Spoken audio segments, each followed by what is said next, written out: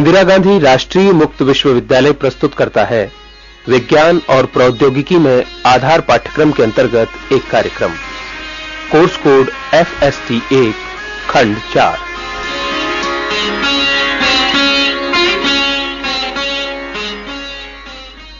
लीजिए सुनिए एक वार्ता, वन पारिस्थितिक तंत्र। इसका आलेख तैयार किया है डॉक्टर M.A. हक ने, जो कि केंद्रीय प्रदूषण नियंत्रण बोर्ड में वैज्ञानिक के पद पर कार्यरत हैं।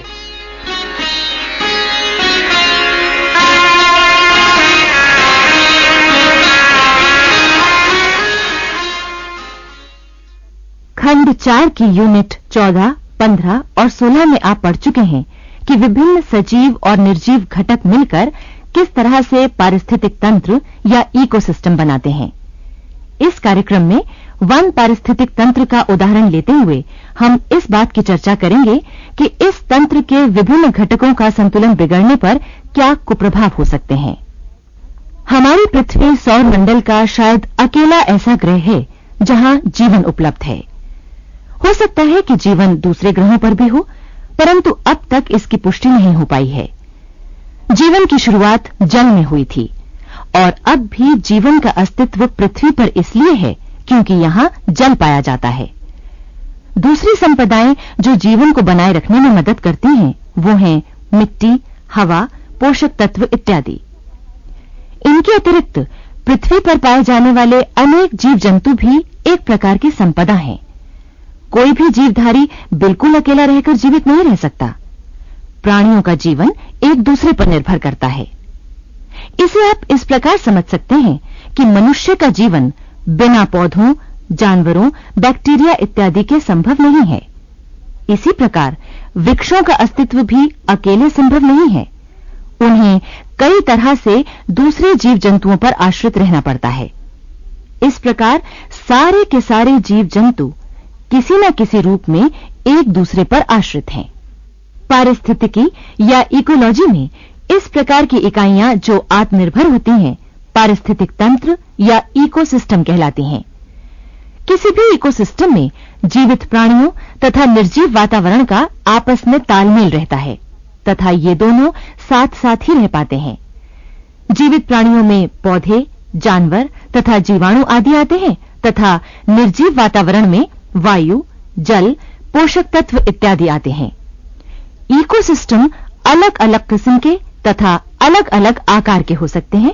यहां तक कि एक घरेलू मछली पालन टब, जिसे एक्वेरियम कहा जाता है, वो भी एक इकोसिस्टम का उदाहरण हो सकता है। तालाब, झील, जंगल या कोई समुद्र इकोसिस्टम के दूसरे उदाहरण हो सकते हैं। किसी भी इकोसिस्टम को इकोसिस्टम कहलाने के लिए ये आवश्यक है कि वो आत्मनिर्भर हो। वहां पौधे हों जो सूर्य के प्रकाश की सहायता से भोजन तैयार करते हों, वहां ऐसे जानवर हों जो इन पौधों को खाते हों तथा वहां ऐसे जीव हों जो मरे हुए जीवों को सड़ा गला सकें ताकि पोषक तत्व तथा दूसरी चीजों का पुनः उपयोग हो सके। अब आप समझ सकते हैं कि इसी प्रकार जंगल भी इकोसिस्टम का एक उदाहरण है। वहां छोटे बड़े पौधे होते हैं जो भोजन बनाते हैं। वहां शाकाहारी जानवर जैसे बंदर, हिरण, गायें, बकरियां इत्यादि होते हैं जो भोजन के लिए पौधों पर निर्भर करते हैं, और मांसाहारी जानवर जैसे शेर, चीते, भेड़िए इत्यादि शाकाहारी जानवरों को खाते हैं। जब पौधे तथा जानवरों की मृत्यु होती है तो खास किस्म के जीवाणु इन्हें सड़ा गला देते हैं, जिससे पोषक तत्व तथा दूसरे आवश्यक पदार्थों का पुनः चक्रण होता है। ठीक इसी प्रकार दूसरे इकोसिस्टम भी कार्य करते हैं। अगर इस इकोसिस्टम का कोई भी अंग समाप्त हो जाए तो पूरा इकोसिस्टम ही समाप्त हो जाएगा, अर्थात जंगल का अस्तित्व ही नहीं रहेगा। अब हम ये देखें कि ऐसा किस तरह हो सकता है। जहां तक पौधों तथा वृक्षों का प्रश्न है, आप आसानी से समझ सकते हैं कि इनके बिना वन का होना संभव ही नहीं है। इसलिए हम ऐसे जानवरों के बारे में सोचें जो मांसभक्षी हैं, जैसे शेर, चीता, भेड़िया इत्यादि। अगर ये किसी जंगल में खत्म हो जाएं, तो क्या हो? जैसे ही इस प्रकार के जंतु समाप्त होंगे, वनस्पति भोजी जंतुओं की भरमार हो जाएगी। ये वनस्पति भोजी जंतु बिना रोक टोक के पौधों को समाप्त करते जाएंगे, जिसका फल ये होगा कि समय के साथ साथ पौधों तथा वृक्षों की संख्या कम होती जाएगी और अंत में जंगल समाप्त हो जाएगा। ये सही है कि परिणाम स्वरूप वनस्पति भोजी जंतु भी समाप्त हो जाएंगे, परंतु उनसे पहले जंगल ही समाप्त हो जाएगा।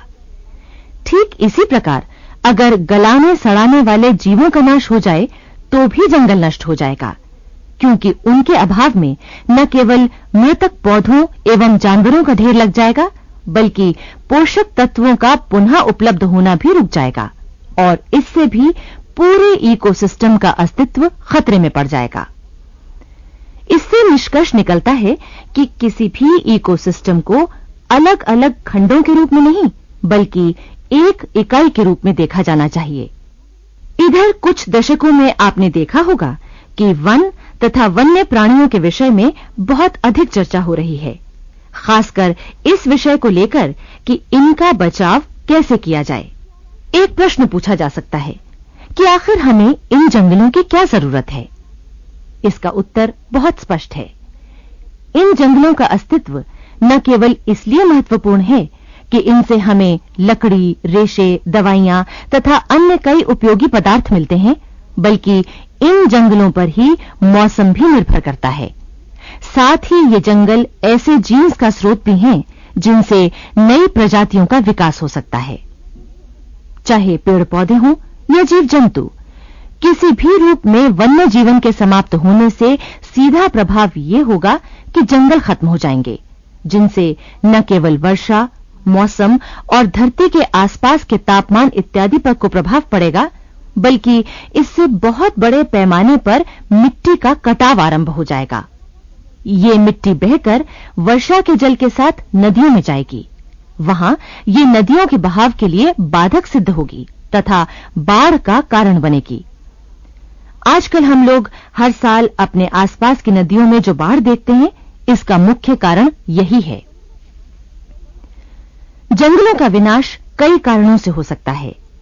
बहुत अधिक पेड़ों के गिरने से या जंगल के चरागाह बन जाने से, परंतु प्रायः जंगलों के खत्म होने का मुख्य कारण है इनका काटा जाना। लकड़ी के लिए अथवा कृषि हेतु अधिक भूमि उपलब्ध कराने के लिए जंगलों का काटा जाना बहुत ही साधारण बात है, परंतु जंगलों का इस प्रकार नष्ट होना कृषि पर प्रतिकूल प्रभाव डाल सकता है। जब भी जंगली प्राणियों या पेड़ पौधों का नाश होता है, उन पर पाए जाने वाले परजीवी जंगली प्राणियों से हटकर पालतू प्राणियों या फसलों पर आ जाते हैं। उदाहरण के लिए कोलोराडो पोटैटो बीटल नामक कीड़ा पहले जंगली पौधों पर रहता था, पर बाद में जंगली पौधों के अभाव में ये फसलों पर चला आया तथा अब फसलों को बर्बाद करता है। इसी प्रकार मलेरिया वाहक मच्छर जो पहले जानवरों पर निर्भर थे, जब इन्होंने पाया कि वो जानवर नहीं रहे तो ये मनुष्य जाति की ओर आकर्षित हो गए। यही कारण है कि बहुत सारी बीमारियां, खरपतवार तथा कीड़े तभी से अधिक हुए हैं जब से कृषि के फैलाव हेतु जंगली प्राणियों का वृहत रूप से विनाश किया गया। ऐसा सुझाव है कि लगभग 33% भूमि पर जंगल होने चाहिए ताकि वातावरण का संतुलन बना रहे, परंतु भारत में सरकारी आंकड़ों के अनुसार केवल 19.5% क्षेत्र में वन है। गैर सरकारी सूत्रों के अनुसार तो केवल 10 से 15% क्षेत्र ही वन के अधीन है। अगर हम सरकारी आंकड़ों को ही सही मान लें तो भी स्थिति संतोषजनक नहीं है। और अधिक चिंता का विषय तो यह है कि वनों के समाप्त होने की गति वन रोपण से तेज है, अर्थात समय के साथ और अधिक वन खत्म होंगे। इस समय भी जब वन विनाश के कारण कई प्रकार की समस्याएं हमारे सामने हैं, जैसे कि मिट्टी का कटाव, बाढ़, सूखा इत्यादि, तब और अधिक वनों के समाप्त होने पर ये समस्याएं और बढ़ेंगी। कई प्रकार के जंगली जानवरों का अस्तित्व खतरे में पड़ता जा रहा है। केवल जानवरों का शिकार ही इसके लिए जिम्मेदार नहीं है, बल्कि जंगलों की कटाई, उनके आसपास औद्योगिकरण, सड़कों का निर्माण इत्यादि भी इसके लिए जिम्मेदार हैं। परंतु वर्तमान स्थिति को इसी तरह तो नहीं रहने दिया जा सकता। हमें दो संभावनाओं के बीच चुनाव करना होगा, मनुष्य और प्रकृति या प्रकृति के साथ मनुष्य। निश्चित रूप से केवल दूसरे विकल्प को चुनना ही बेहतर होगा। हमें वातावरण की अहमियत को मनोरम दृश्य तथा सुहावने दिन से आगे बढ़ाकर समझना होगा। हमें प्रकृति के साथ रहना सीखना होगा। इसको अत्यधिक बदलने से कहीं ऐसा न हो कि ये हमारे रहने लायक ही न रहे और समूची मानव जाति का अस्तित्व ही खतरे में पड़ जाए। हमें वन्य प्राणियों के बचाव के विषय में सही रूप से विचार करना होगा। ये तभी संभव है जब हम वर्तमान वन्य जीवन का बचाव करें तथा इन्हें फलने फूलने का अवसर दें। वे जातियां जो लुप्त होने वाली हैं, उन्हें बचाने के प्रयास किए जाएं और अगर आवश्यकता हो तो उन्हें उचित वातावरण में रखकर उनकी संख्या बढ़ाई जाए। साथ ही उन्हें प्राकृतिक विपदाओं से भी बचाना होगा। आरक्षित वन, वन्य जीव अभयारण्य, राष्ट्रीय उद्यान इत्यादि इसी ओर बढ़ाए गए कुछ कदम हैं जो राष्ट्रीय तथा अंतर्राष्ट्रीय स्तरों पर उठाए जा रहे हैं। हमारे देश में भी पर्यावरण सुरक्षा अधिनियम, वन संरक्षण अधिनियम, राष्ट्रीय वन्य जीवन कार्य योजना, राष्ट्रीय वन नीति, Padmaja Naidu Himalayan zoological park आदि कुछ ऐसे कदम हैं जो इस दिशा में उठाए गए। इन सब से कई तरह के वन्य जीव जैसे शेर, बाघ, गैंडा, हाथी, घड़ियाल इत्यादि लुप्त होने से बच गए हैं तथा धीरे धीरे अब इनकी संख्या भी बढ़ने लगी है। इसी प्रकार कई तरह के पौधे तथा वृक्ष भी लुप्त होने से बच गए हैं। ये सब मिलकर हमारे जीवन में कुछ और सुखद रंग भरेंगे। अब आप जान गए होंगे कि किन विभिन्न घटकों से मिलकर फॉरेस्ट इकोसिस्टम बनता है। इन घटकों का आपस में संतुलन बिगड़ने से पूरा इकोसिस्टम ही समाप्त हो सकता है, जिससे बाढ़, सूखा, मिट्टी का कटाव आदि समस्याएं उत्पन्न हो सकती हैं। अतः हमें इकोसिस्टम के प्राकृतिक संतुलन में हस्तक्षेप करने से बचना चाहिए।